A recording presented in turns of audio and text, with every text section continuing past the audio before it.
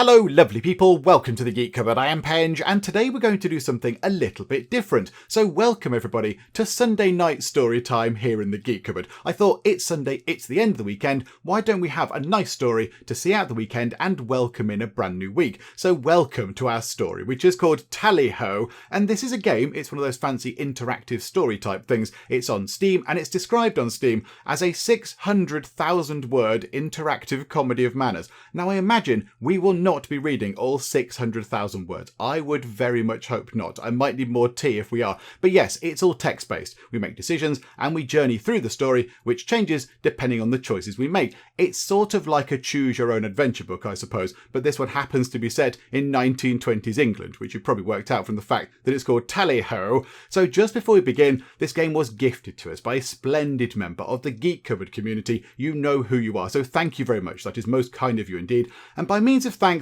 you're now promoted to Chief Butler. So there we go. Enjoy the new role. Anyhow, let's get on with it, shall we? So let's go and get a nice cup of tea, grab a lovely cuppa, settle down, get comfortable, and let's enjoy some Sunday night story time with Tally Ho. So here we go. Chapter 1 is called At Your Service. And this is it, by the way. This is the full extent of the game. It's got some words, it's got some options, it's got a big button to move on to the next bit of the story, and then occasionally there might be a graphic like this. But that's it. That is all we get. There's no fancy graphics, there's no advanced menus or anything like that, and I like that. I like the way that it's just some words, options, and go on to the next bit of the story. It's nice and clean and crisp and tidy, and I do like that. So here we go, Chapter 1, At Your Service. Standing at the front window of your employer's flat, you take a moment's respite from your cleaning task to enjoy the sights and sounds of a late October afternoon in the better part of London. A cool breeze wafts through the window almost playfully, as if to say all is well with the world. But the moment does not last, as a groan issues from the master bedroom, followed by a muffled crash, and then a sort of whimper. Your employer, Rory Wintermint, which is an excellent name. That is a wonderful, wonderful name. He was out quite late last night and was helped back to the flat by some friends in what might be termed an impaired state after an evening's carousing. You have taken advantage of the morning's quiet to do some tidying, all of the ironing and the dishes.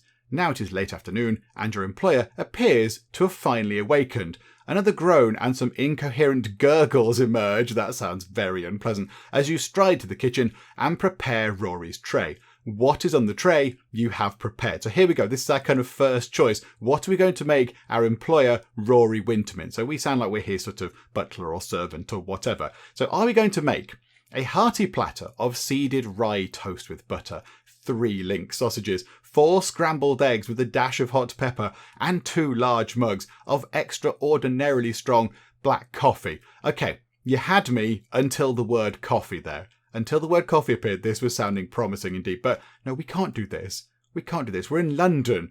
We're British, don't you know? We're not drinking the coffee in the 1920s. It's all about the tea. So not that one, unfortunately, although it does sound delicious.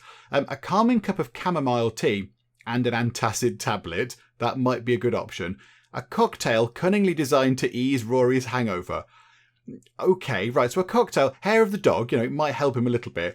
I don't think that's the best thing we could do. Or an attractive iris in a bud vase. How is that going to help? How is that going to help? And a cup of fragrant oolong tea. I mean, that's better. A nice cup of fragrant oolong might help a bit, but how would a flower in a vase help? I'm thinking this.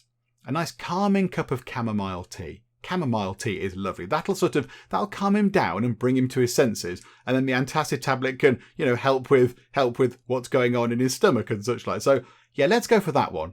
A calming cup of chamomile tea and an antacid tablet.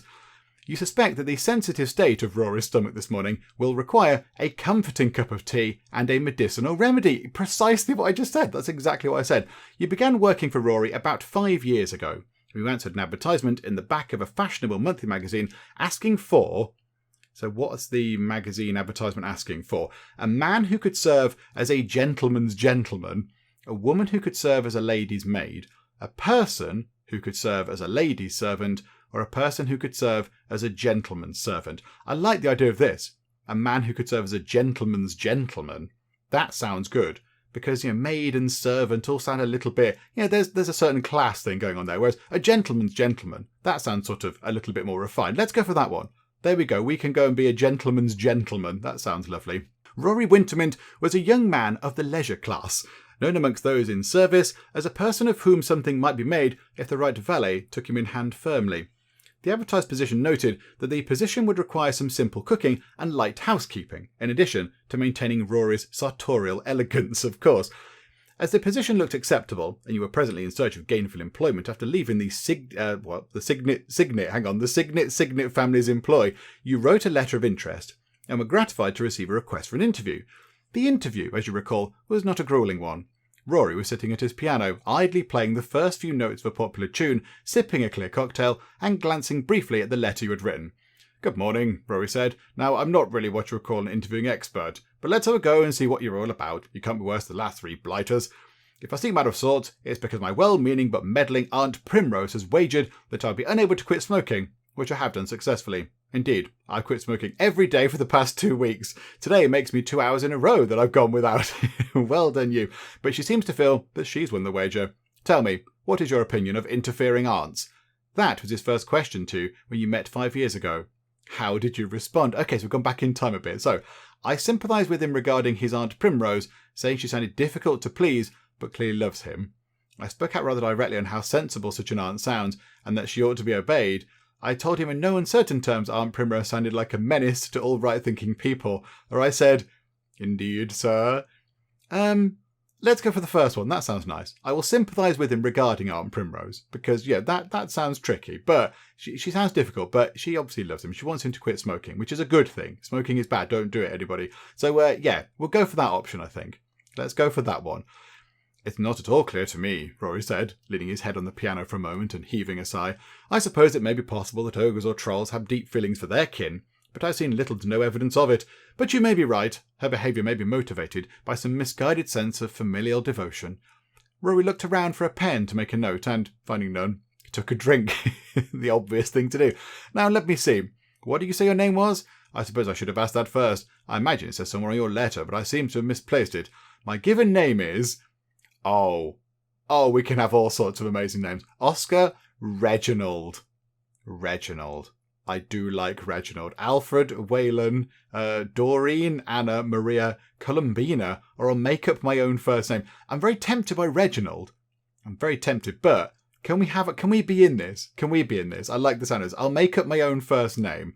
But of course, and what is your first name? We'll go for what it is. Let's go for Penge. There we go. "My given name is Penge," you said. "However, naturally, I am accustomed to being addressed by my surname, which is..." "Passepartout, Betteridge, Penge Poppins?" Penge Poppins. We can't go for that, can we? We'll go for Cupboard. I'll make up my own last name. We're going to be part of the story. We are Penge Cupboard. Of course we are. There we go. Good. Very good. Cupboard. Oh, he's going to address us as Cupboard. He's going to address us as Cupboard, which is wonderful, Rory said.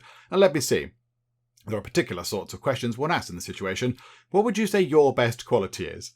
Okay, so people find themselves fond of me. I have an put my teeth back in. I have an inimitable way about me that is difficult to resist. Also, that word is difficult to say just there. I'm well versed in the liberal arts. One might call me something of a polymath. Nope, not that one. It has been said of me that I have a keen and penetrating mind, one that I would be pleased to use in your service. Very little eludes my notice, sir. You might say that I am rather detail-oriented, or I speak my mind in nearly all circumstances. I don't know. I mean, definitely not that one. The word math is there. Polymath makes it sound like somebody who's good at numbers or something. I'm not doing that. How about keen and penetrating mind? I don't think that's true either. How about this one? People find themselves fond of me. I have an inimitable, that word there, way about me that is difficult to resist. Why don't we go for that one? That sounds fun. Let's go for that. I mean, it's not that. I don't think I've got a keen and penetrating mind. Very little eludes my notice, sir. You may say I'm rather detail-oriented. Possibly. Or I speak my mind. No, first one. Go for that one, please. That one sounds good. "Yes, I can see that," said Rory, leaning forward and peering at your face with interest. "There is a certain je ne sais quoi about you that is charming." That's a strong argument in your favour. You laughed and smiled at Rory, and he smiled back. Rory thought for a moment. I have a firecracker of a question. This is a real tough one, so prepare yourself. What is your worst quality? Be honest now. Maths. Anything to do with numbers, unfortunately. I have an unfortunate habit of lying and stealing, given the opportunity, often without due thought or reflection. No, don't tell him that. My work consumes me at times to the exclusion of other things. I'm reluctant to challenge authority at times, or a tendency to become overly emotionally involved with my employer, and I just cannot hide my emotions when they arise. Oh, maybe that one. That sounds fun. We just become all emotional and attached, and we can all get all very tearful and whatever. Yeah, why not? Let's go for that one. Nah, said Rory. Nah, he said again, looking at you and then looking away, and then looking back at you. Emotionally involved? I'm afraid so. I feel it's best to let you know the potential pitfalls at once. Then Rory laughed and slapped his knee. You're joking, of course. I should have assumed at once. Emotionally involved, what a scream. Cupboard, you are a riot. This is very silly. Okay. Rory briefly considered and then stood. Well, I feel like I've gotten a fairly good sense of your personality. Now I seem to remember that you have a fascinating hobby. Tell me about it while I put my shoes on. Indeed, sir, before entering service I developed an interest that might have some slight bearing on this position, which I thought worthy of mention. What was your fascinating hobby?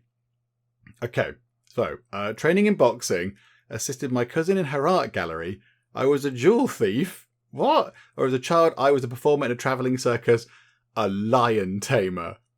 Oh, can we go for the lion tamer? Because this just sounds more and more, we're getting more and more ludicrous. This is brilliant. Yep, there you go, so we're a lion tamer now. As a child, I had some experience taming savage lions as a member of the travelling circus. You said, you may have heard of me. I worked under the name of Penge the Unfearing. That's good. That's it. We're gonna go for that now. You must address me as this now, forevermore. The name does not immediately ring a bell, but it strikes me that lion taming skills may come in handy with my dear Aunt Primrose, Rory mused. I may have mentioned her earlier. Rory paused for a moment with eyes closed, seemed to make a decision, and then stood up. I say, I'm going to pop round to the tobacconist for a moment. It's just downstairs. Make yourself comfortable. It won't be a moment. Rory was out for 10 minutes. What did you do in that 10 minutes that made him hire you at once? Okay, so what did we do? I tidied his living room, making neat stacks of papers, carefully organising the sheet music on the piano, and arranging his books by author and subject. That does sound nice. That does sound good. You know, get it tidy, get it all sorted. I mixed him a refreshing pomegranate champagne cocktail, a popular drink amongst the... Ooh, that word there, cognoscenti? Which is what I've never seen before, but there we go, everyone, new word time. I followed him and convinced him not to purchase cigarettes. I simply began unpacking my belongings in the servants' room and making myself at home. I mean, if he's trying to quit smoking, and that's a good thing, that's a good noble thing, why don't we try and make him not purchase cigarettes? That seems like a good thing to do. Let's go for that option. There we go, we'll try that. You followed Mr. Wintermint and intercepted him just outside the tobacconist. I say, Cupboard, Rory said. It's wonderful to see you again, all that, but I think there may be a crossing of the wires. You were to remain until I return, not follow me through thick and thin. I understand, sir, and yet I could not help making a suggestion. No. You see, sir, how did you get Rory to resist temptation? Through an apt literary quotation.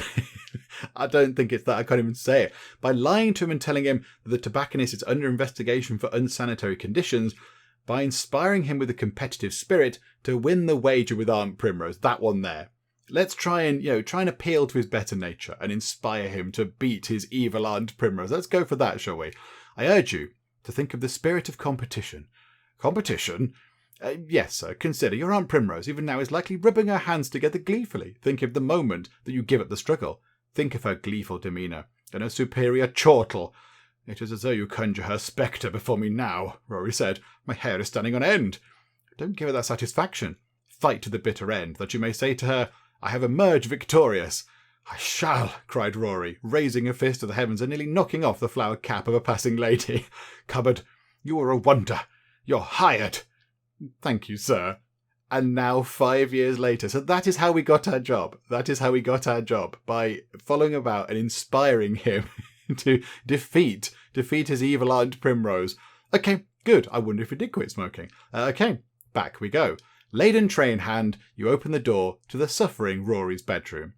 Your tray, sir. Oh, thank heavens, Cupboard. You're a celestial messenger bearing tidings of great joy unto me.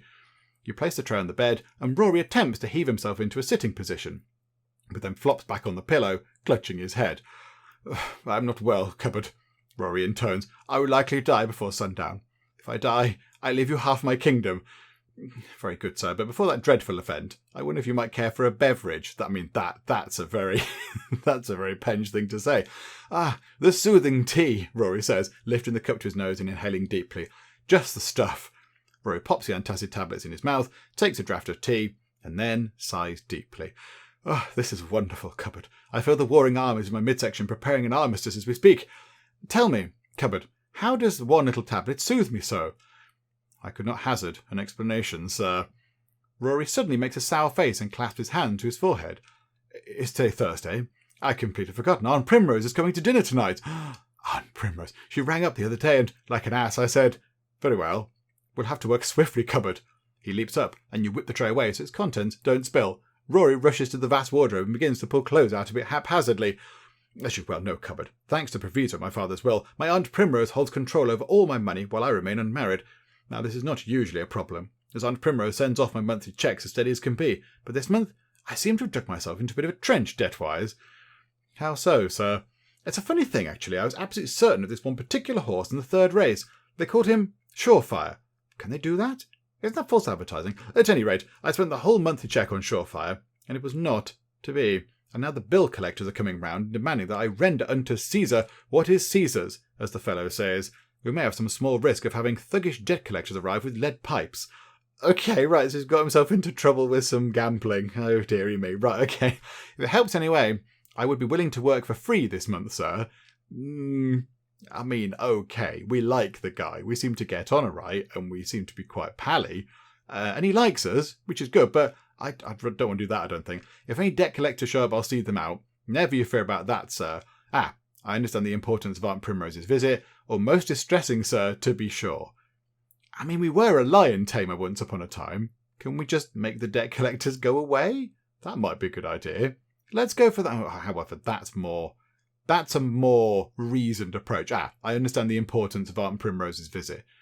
But that one's more interesting. That's basically us saying, if the debt collectors show up, I'll deal with it. Don't you worry about it, sir. Joel, let's go for that one. That sounds fun. We'll go for that one. I have no doubt that you will protect my person, says Rory gently, smiling at you. But the issue at hand is deeper and wider. No, Cupboard. We need money. A lot of it. Quickly. I see, you say, considering carefully. If I might make a suggestion, your aunt might be more inclined to be generous with her funds were we to offer her an exquisite dinner. She is known to appreciate a hearty meal. Says Rory, mulling this over. Get her in a right jolly mood with refreshments, and then touch her for the money to the extent possible. I think we should be able to handle that. Now let's see about some clothes. Rory considers and rejects a number of articles of clothing one by one. Cupboard, where on earth is my lavender +4s with the checks? I want to wear my spats with it. You take a moment to consider your answer. I took the liberty of discarding that outfit with yesterday's rubbish, sir. May I suggest an outfit less sudden in its effect? So that's the polite way of saying, oh my goodness me, it's horrendous, don't wear that. Yes. Note carefully, sir, it is of course mixed in with the outfits for fancy dress balls. Permit me. Okay, so that's basically saying, there it is, it's to do with fancy dress stuff. An unstylish choice, I'm afraid, sir, but would you permit me to offer a more modish selection? How about, let's go for this bottom one here. That one, I don't think he should wear that. I don't think he should wear what he wants to wear because it sounds terrible. That is, I don't like that because that means he is going to wear it. We're going to point out where it is. That seems, I mean, I do like how he says it calmly. I do like how he says it calmly there. Should we go for this one? It's either this one or this one, isn't it? An unstylish choice, I'm afraid, sir. Would you permit me to offer a more modish selection? I mean, that's quite polite, isn't it? But I like the way that we deliver that calmly. Let's go for this one. We've chucked it away. We've put it in the rubbish. You discarded it?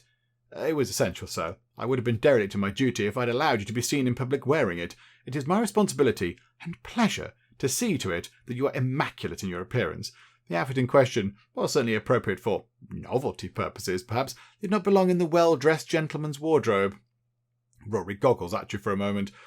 Oh, very well. I acquiesced your obviously superior taste and judgment this time. So what do you recommend?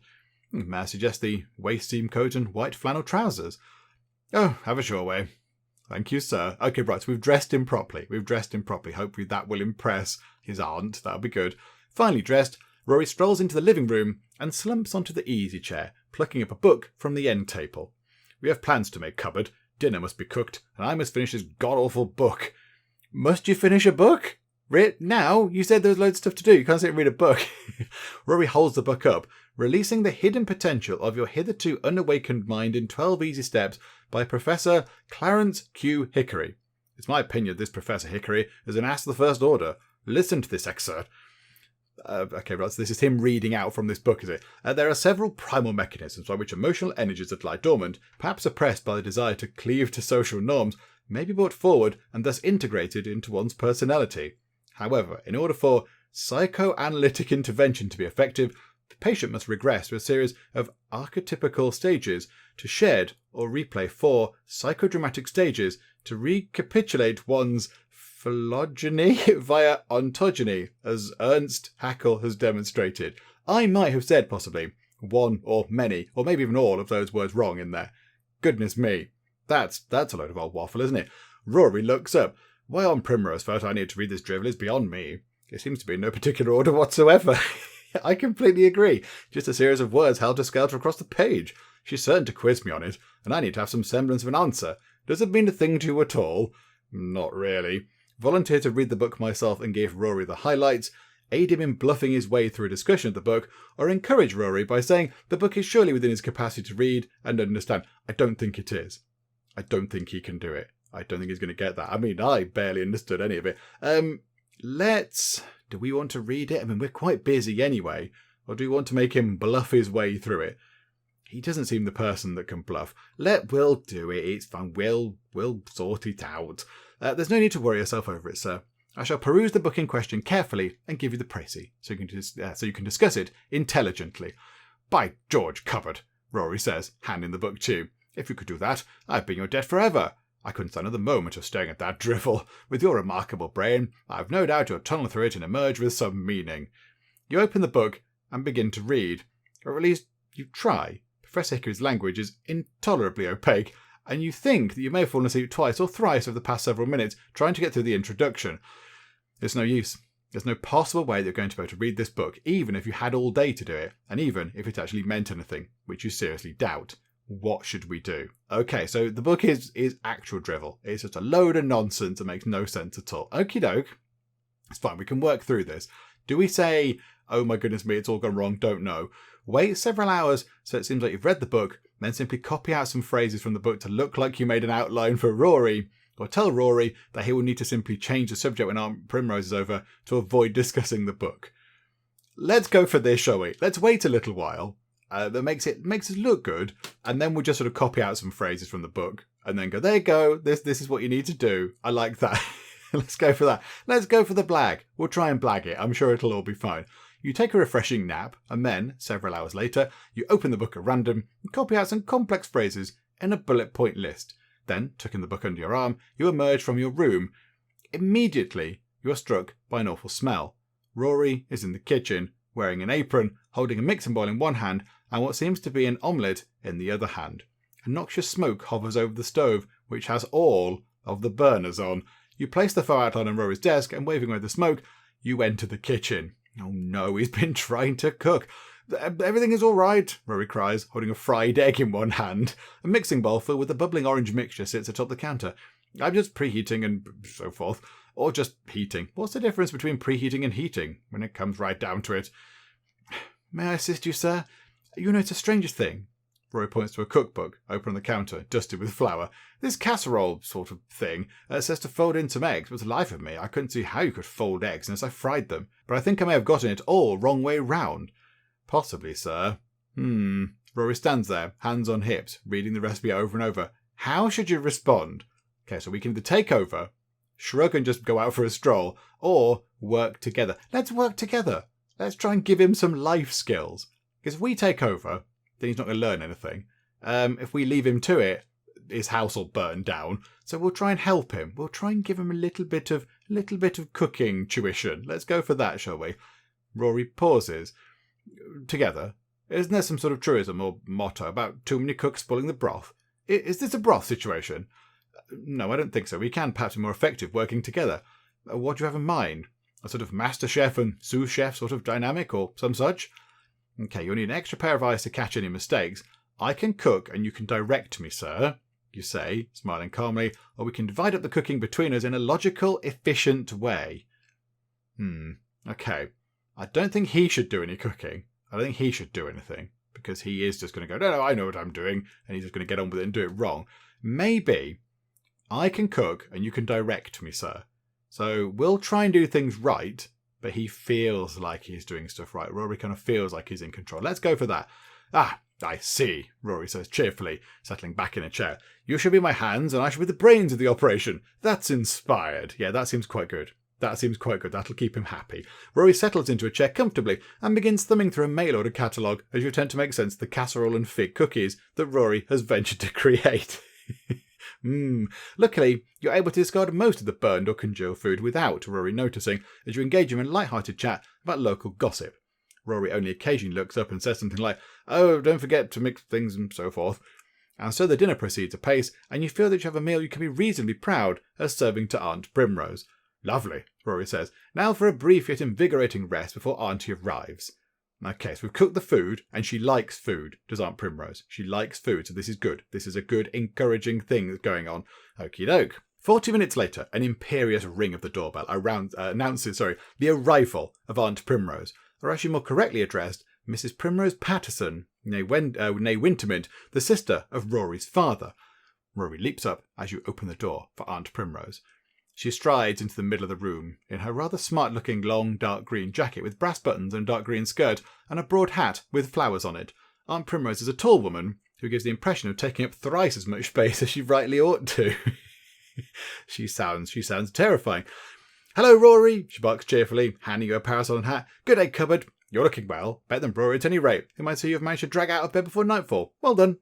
She casts a critical eye up and down Rory. You're less foolish than usual. I assume that's your doing, she says, looking at you. You give her the most imperceptible of nods.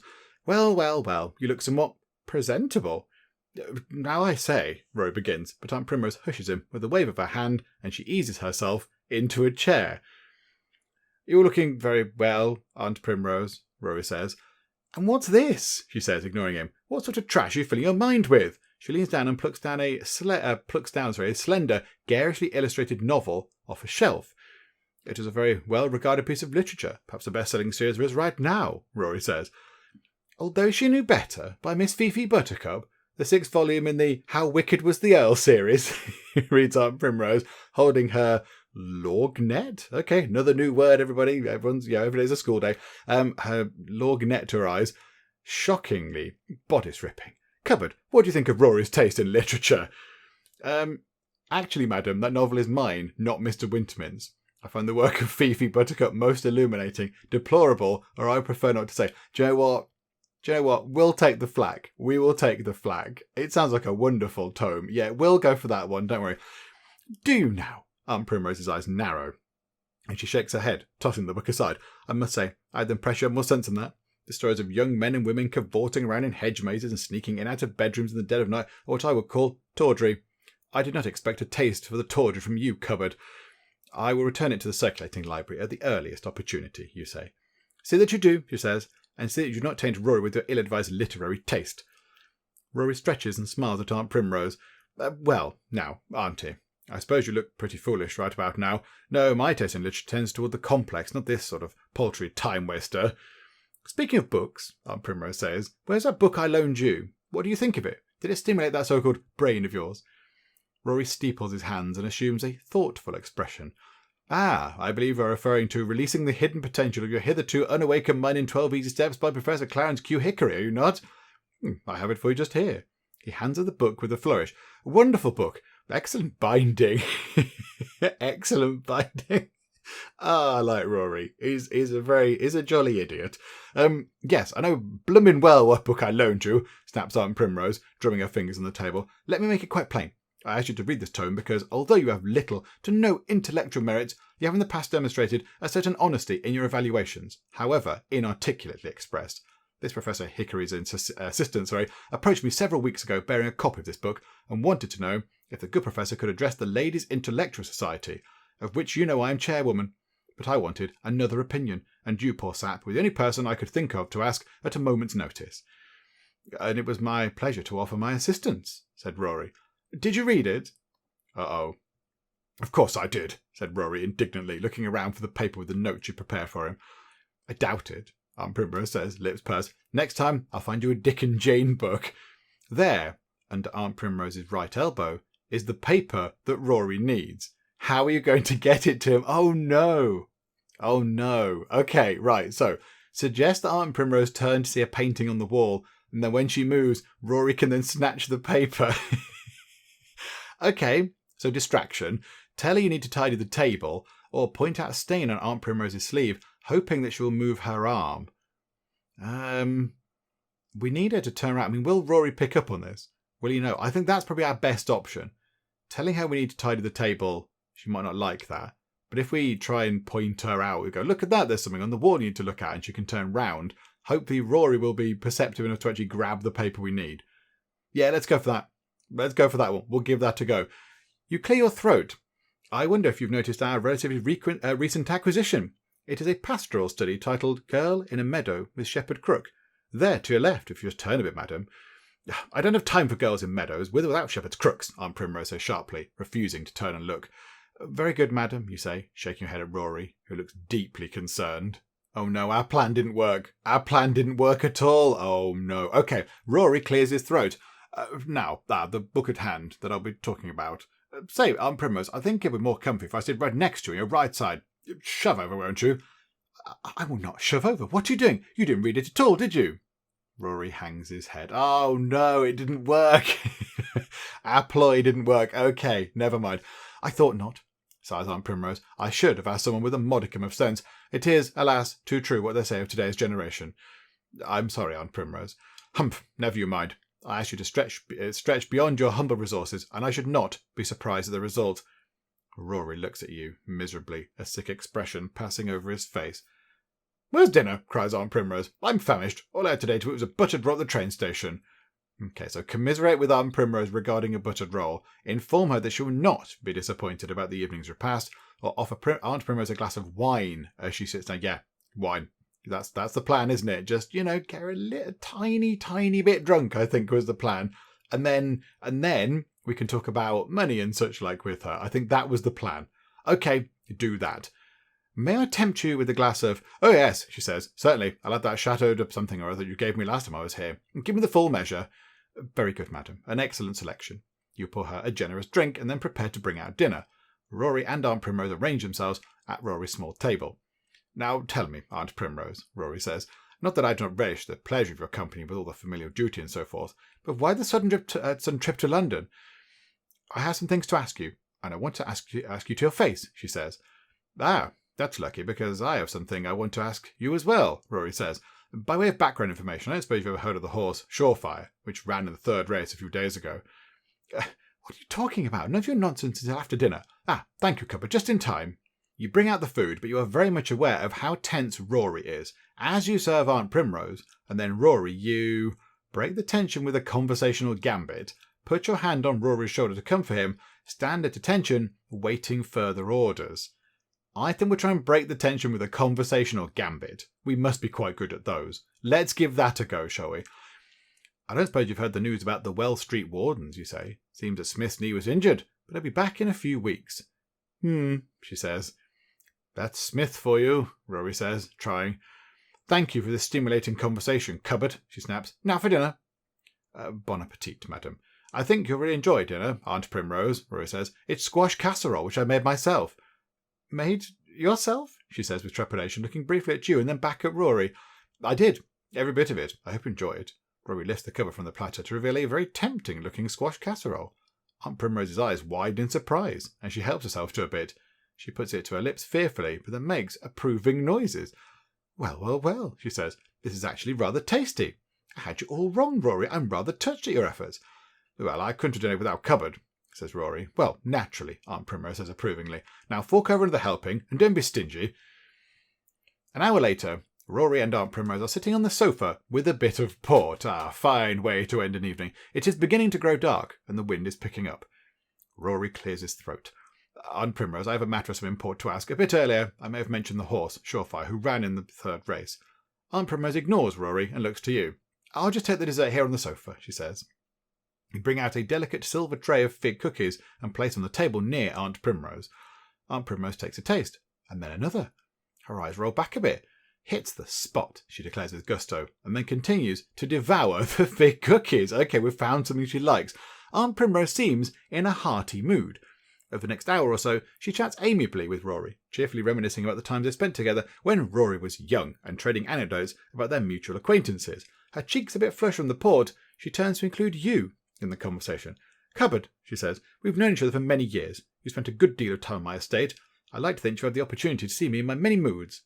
You nod to acknowledge this truth, and I have always thought of you as someone particularly in tune with human emotion, able to weave a path through its vagaries. In short, you are quite good at getting people to see things the way you see them. It is simply a case of understanding the psychology of the individual, you say. No more. Well, I have a tricky problem that only you can solve. It is a sordid tale of young, untamed hearts. Do go on, you say. You have my complete attention.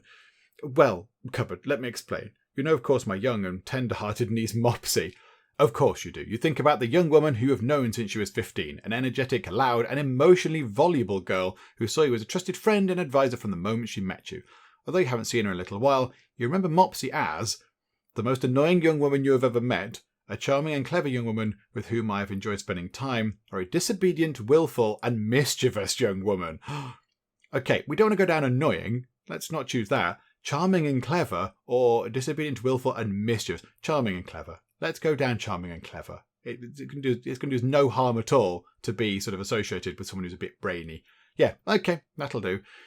Dear Mopsy, Rory and she engage in the occasional letter, and she never fails to include a very long postscript to you, written in an elaborate script with flourishes, hearts, and curlicues. Surlicues? That word there, another new word, everybody, adorning each letter. Her close relations fear that her spontaneous nature is bound to get her into trouble one of these days. It seems that time may have come.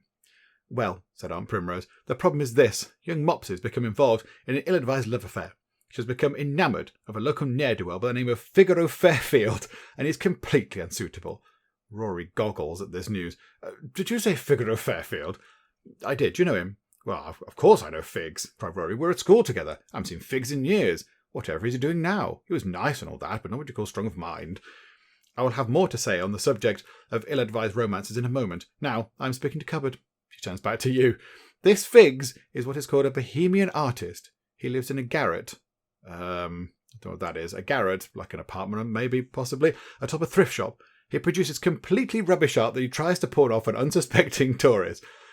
Now, that's not quite fair, Rory interjects. The man has no talent, no prospects, and no money. Therefore, Mopsy's completely head over heels, the more so because her parents have strictly forbidden them from seeing one another. And so they have sent her to my estate, that she may recover from her unfortunate affection, but so far she has not recovered. In fact, I have reason to believe that she has been attempting to sneak off my property and elope with this man in the dead of night.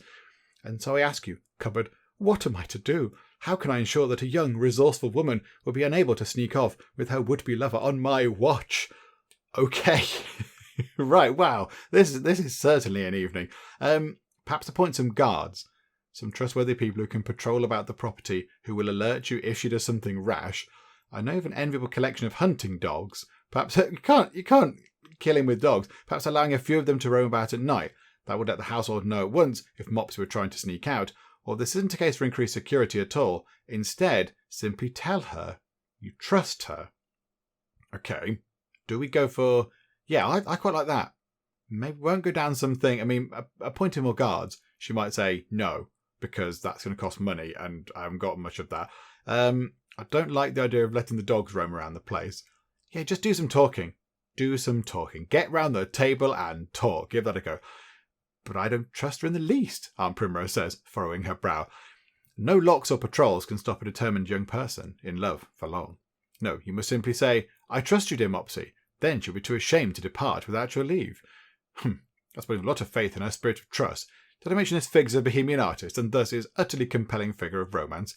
She seems to feel that she will be willing to scale any obstacle in order to be with him. And that is why we must remove the obstacles, not place them in her way. That will remove the romance. Aunt Primrose considers, and finally shrugs. You've convinced me. Thank you, Cupboard. I may ask for more help, of course, when you get there. But this is a good start. Of course, you say, and begin to clear the port glasses. Did you say when you get there, Rory asks? Whatever are you talking about? Oh, how intriguing. Oh, didn't I say you're coming to my estate for several days, arriving this weekend? Aunt Primrose folds her arms and pushes her chin out as if daring Rory to gainsay her words. No. Rory holds up his hands. You have this all wrong. I do not. You'll be coming to my birthday celebration this weekend, so that I can have the pleasure of seeing you together with your new fiancée, Miss Frankincense Signet. That's ludicrously wonderful. I've taken the liberty of inviting her as well. Now, when precisely were you thinking of telling me? I had to hear that you became engaged from her mother, whom I met just the other day. What do you do upon hearing that Rory has become engaged? Okay, drop one of the glasses, offer Rory my formal congratulations, bite my lower lip ever so slightly, or continue clearing away. I'm just going to continue clearing away. I don't know what's happened here. I'm not entirely sure. We're just going to carry on. It'll all be fine. You offer no visible response to the news. Rory looks over at you, obviously embarrassed that he did not tell you. But I suppose in some sense I did become engaged. Did I? It all happened so fast the other day. Frankincense and I met up purely by chance at a bistro. We got talking and she brought up the subject of love. And I said love seemed like a perfectly nice thing. And then she said that's quite a sweet talker. And then I said that she was such a kidder. And then she looked at me for a very long time and she said that she knew that I'd been in love with her for such a long time and that finally she would relent and agree to take my hand in marriage, as it were. I didn't quite know what to say. So I just said I would order some champagne. And then she said, yes, champagne. Just the thing to toast our mutual alliance. And then she kissed me and everyone applauded. We haven't made a formal announcement, so I'm engaged now, am I? What are you feeling right now?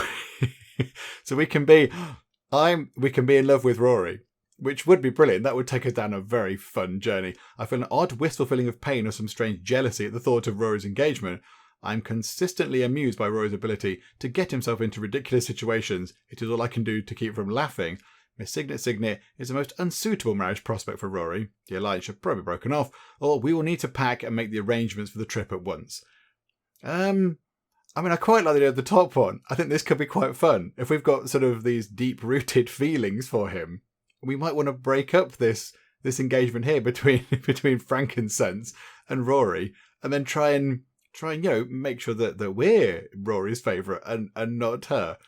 Or shall we just do that? Maybe this one. I feel an odd, wistful feeling of pain or some strange jealousy at the thought of Rory's engagement. Yeah, let's do that. Oh, I quite like the top. Do you know what? We'll go with the top one. It's fun. Let's do that. It suddenly strikes you. You love him. How could that be possible? But it's true. This is terrible news, and you can hide and listen to Rory and Aunt Primrose speak while maintaining your composure. You can see out of the corner of your eye that Rory is gazing at you. Do you look up and meet his gaze? Of course. Yeah, absolutely. As you look up, Rory looks down uncertainly. Then he flicks his eyes back to you. Do you continue to hold Rory's gaze? Do you look down? Or do you turn toward Aunt Primrose? Let's turn to Aunt Primrose and acknowledge that we'll go and stay with her, or whatever we've got to do. You compose yourself and evoke a look of interest as you attend to Aunt Primrose. Quit daydreaming, Rory, and listen up, she says. Try to be attentive as cupboard here, at the very least. Rory sighs a bit, folds his hands, and turns to Aunt Primrose, who's been trying to get his attention. As I was saying, Aunt Primrose barks, I am relatively impressed. You have made an intelligent selection, which is especially worthy of accolade considering the brain you are working with. Thank you, says Rory. Aunt Primrose leans forward and jabs one finger at Rory. In my opinion, says Aunt Primrose, you've done the family proud.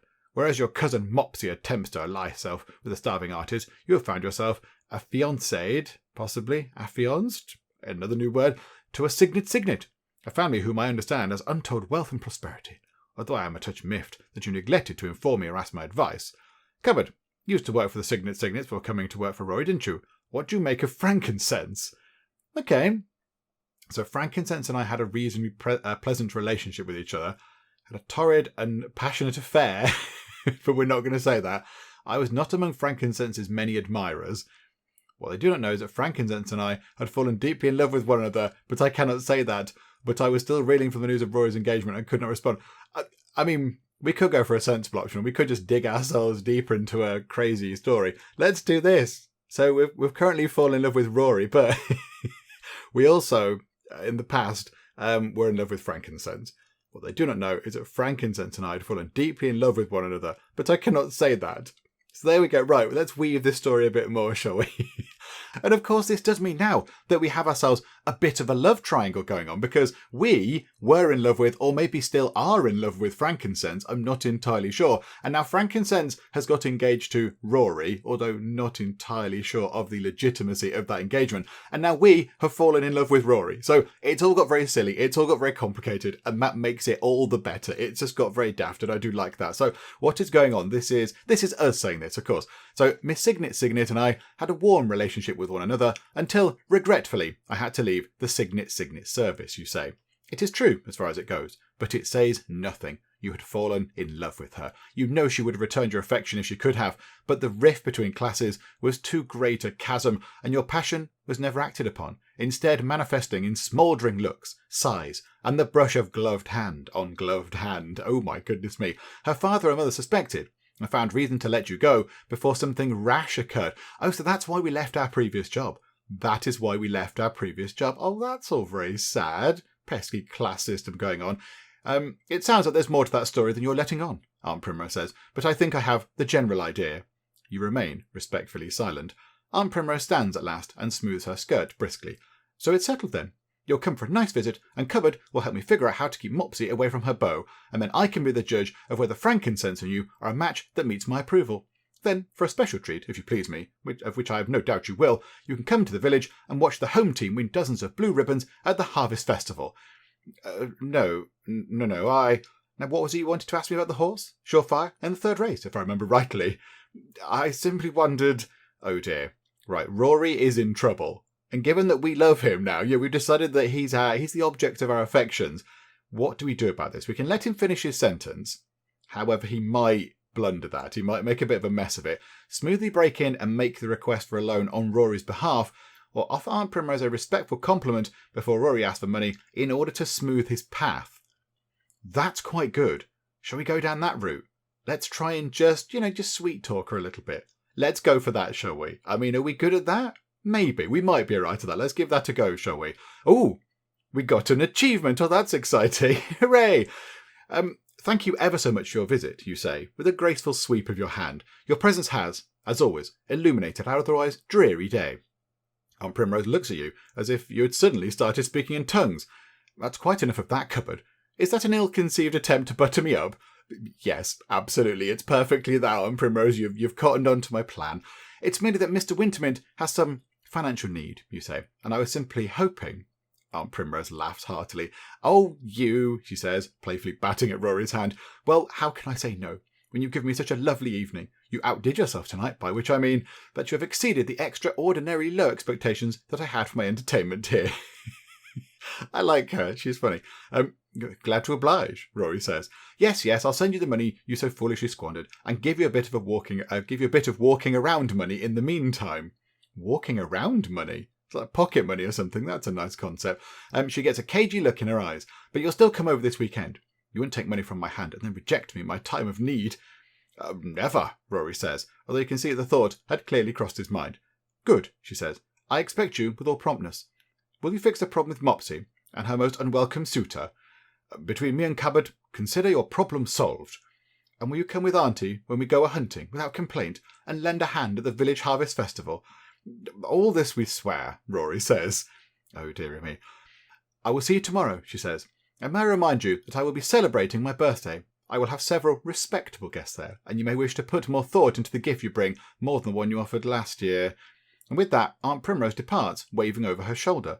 Rory waves and closes the door firmly after her. There is a moment of silence, and you hear your heart beat. Once. Twice. Rory heaves a great sigh and then sits down across from you as you begin tidying and preparing for the evening.